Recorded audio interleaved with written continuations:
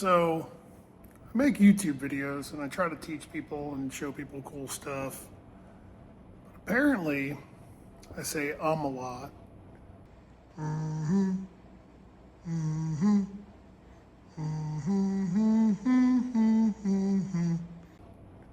And it might be because none of this is ever scripted, but I'm going to do my best to not do that anymore.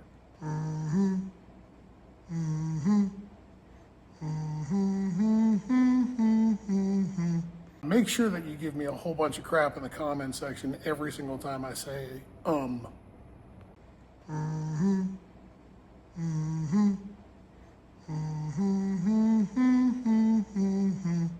right, now that that's out of the way, let's check out the Converticoupe. First off, big shout out to Colby Book. Sorry if I butchered your name. He hooked me up with a very elusive set of quarter windows. Thank you very much, man. They fit the car perfect. They look great. The new owner is going to be thrilled. So thank you so much. We've got a lot done on the Converticoupe and been working on, the past couple weeks at night and whatnot. So it's been probably about 2 weeks, and sometimes throughout the day, and then, when we get caught up with other stuff. But anyway, figured I'd give an update. Trunk lid's on and mounted. This kind of stuff takes a lot more time than you'd want to believe. So just like, was it Thursday, Justin took this job and ran with it, and it was like 2.5, 3 hours just to, the holes were already set, but it's like 2.5, 3 hours to make sure that the springs are in the right orientation, and then drill the holes for the rivets and just get it all to line up right. It was like 2.5, 3 hours. So, just an idea for some of you guys that maybe haven't done this stuff before, or if you pay a shop to do it. I'm sure a shop could have done it probably faster than we did, faster than Justin did. Like the shop that does that all the time. We don't do this all the time. That's not our thing. We wire cars. So it just takes us a little bit extra time to do the stuff that's not in our daily wheelhouse. We're a lot more efficient at wiring cars. But if you're building a car and you're doing this kind of stuff, plan on a whole day to do, mounting this and the wings. The wings are always a big one. They take hours and hours and hours to do. So anyway, let's look at the rest of the stuff we got going on. So let's look at the engine bay first. We have got, first off, the engine's in it. So it's an Ace Racing Engines LS. Sean's custom alloy intake manifold. We got a single turbo setup. I'm not going to disclose any information about all this stuff because it's not my place to do that. So this car is coming out, I think it's coming out really good. It's very nice. Dry sump setup. It's got the Daly's billet pan and pump combo down there. We've got it all plumbed. Well, we've got most of it plumbed. We're still waiting on some hose, dash 10 line for the couple of oil lines. But anyway, fuel system's all plumbed. We got them a System 1 fuel filter. We kind of didn't have room to lay it out with a tube style filter. We use a lot of the FluidWorks filters. You hear that? I just said it. I said, make sure you give me crap in the comments. So anyway, the System 1 filters work great because they're canisters. They're a little bit smaller. So the platform for this just didn't allot for us to use a tube style filter. It uses an R&R cam driven fuel pump drive. So I got a spud from Alky Diggers, and I got an inlet fitting from Alky Diggers, and that pump has got 67 thousandths clearance to the balancer, so you can't really clock it and turn it much, because if you do, it'll run the pump into the balancer. So anyway, there's a couple different style lines here from Brown & Miller that we use. This is their stainless hose. I use the stainless hose when we're close to something really hot, or suction lines. We're using Aramid here. So this is an Aramid hose. This is kind good for heat, but you know, a little bit better for abrasion resistant. Not as good as abrasion and heat as stainless, but a little bit more attractive of a hose. And then the lightest hose is this right here, the HTP, the high temp poly.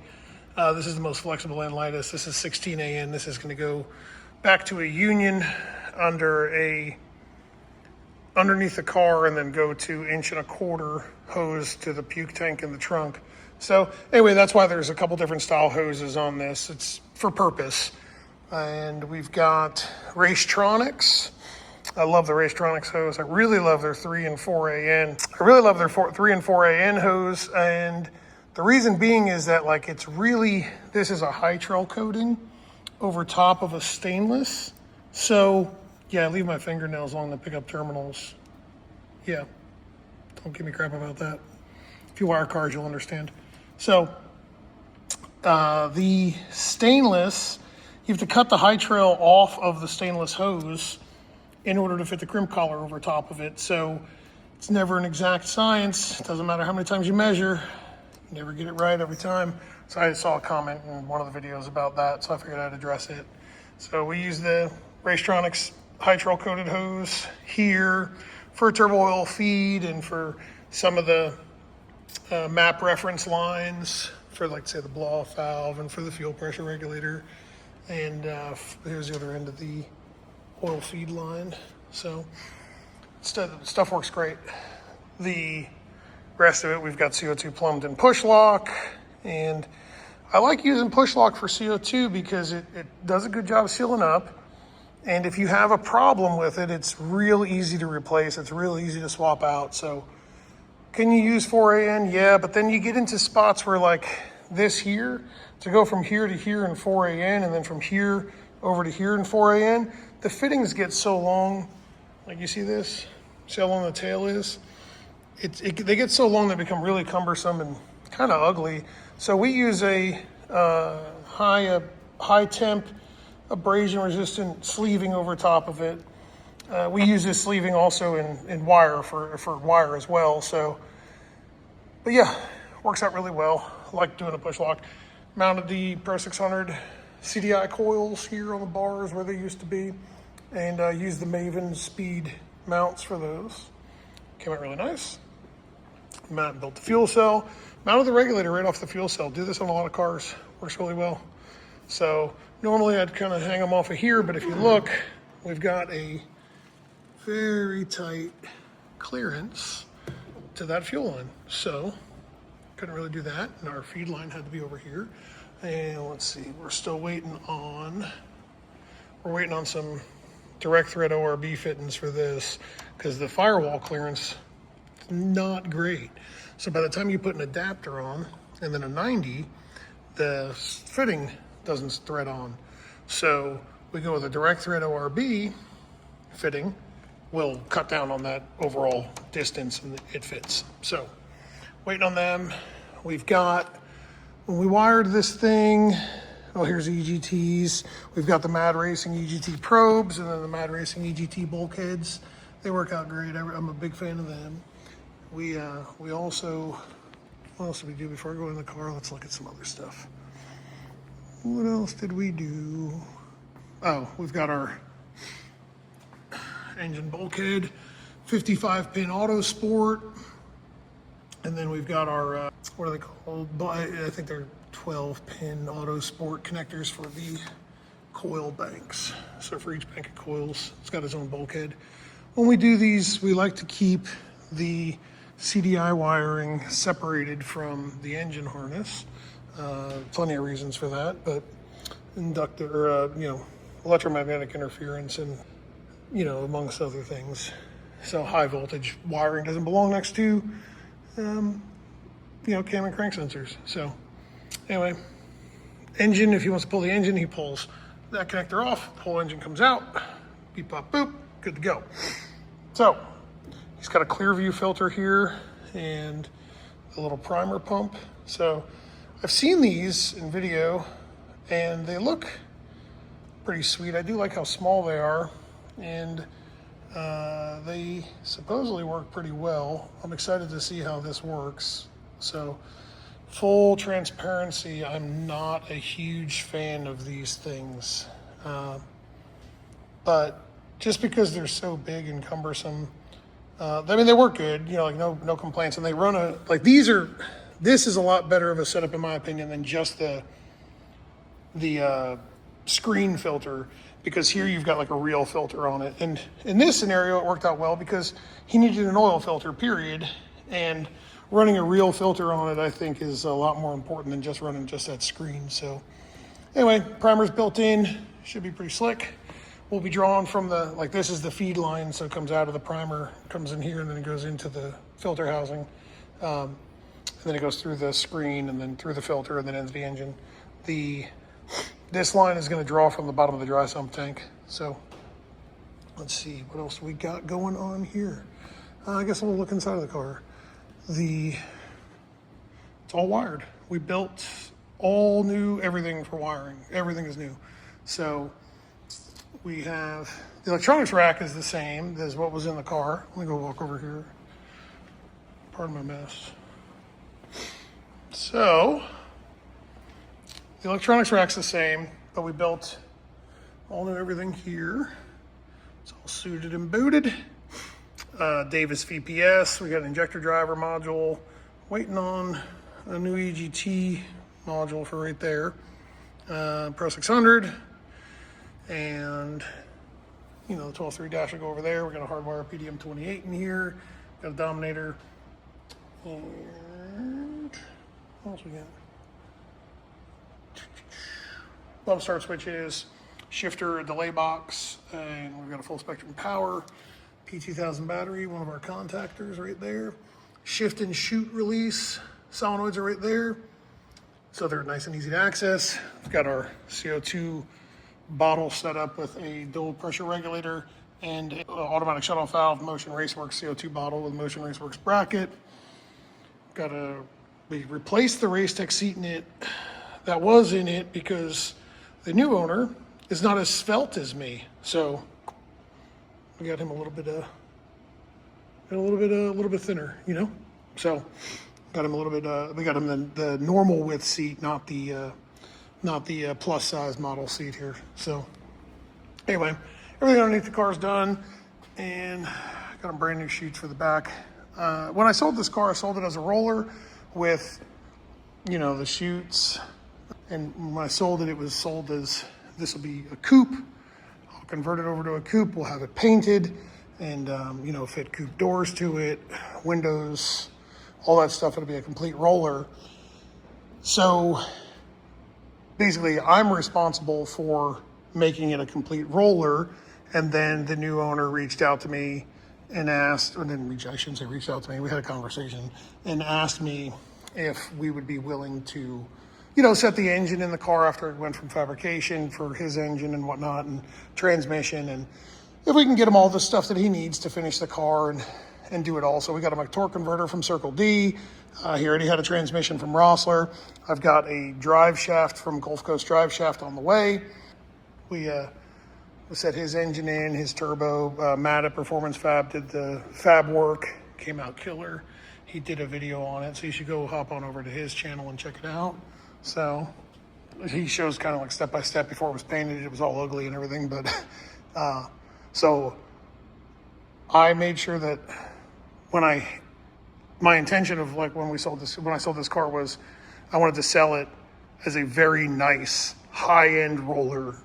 And I had Dayton at DC Customs, this guy who paints my personal car. He painted this car. I had him repaint the entire car.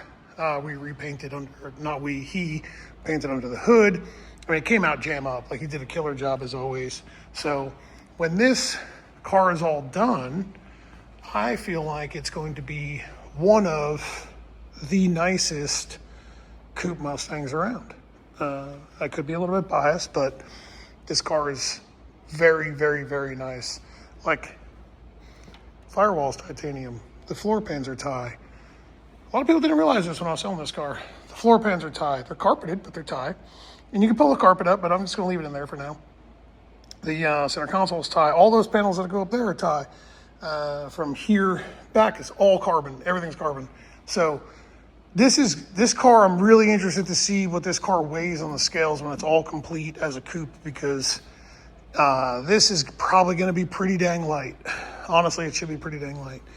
Even though this is a steel block, yeah, it's a steel block. Even though it's a steel block motor, I think it's still going to be pretty light. So I've got brand new windows for it. They're in here. I'm going to try to con Jake into coming on over here and giving us a hand with putting the windows in.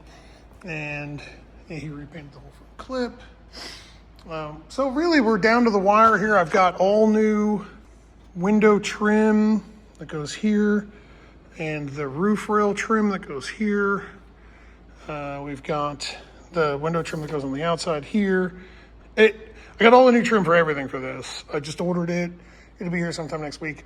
So I wanted, and maybe I went a little bit overboard, but I wanted this thing when the new owner picks it up, and I haven't disclosed his name because I didn't know if he wanted it to be public or whatever.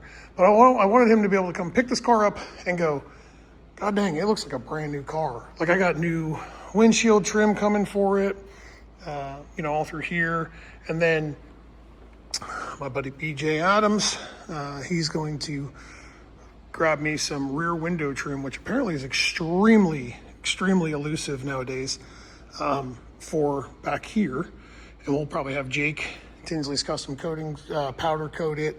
We'll probably have Jake, depending on the shades of black here for this here to here, we'll probably have him powder coat this so that all the trim is the same shade of black. So the goal was to put together a car for the new owner at the highest level for what we're building. So we're just about done.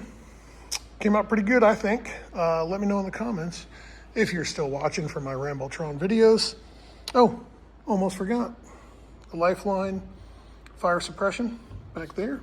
So Lifeline 360 fire suppression system. This is an electrical system in this car. So it has a button that goes in the dash. So the full carbon dash goes up here. There's a button that goes in the dash, and then there's this button back here. I've got stickers being made. They're not the right size, so I have stickers being made here. So that button right there will deploy the fire system when it's armed. Then we've got our kill switch on the back bumper.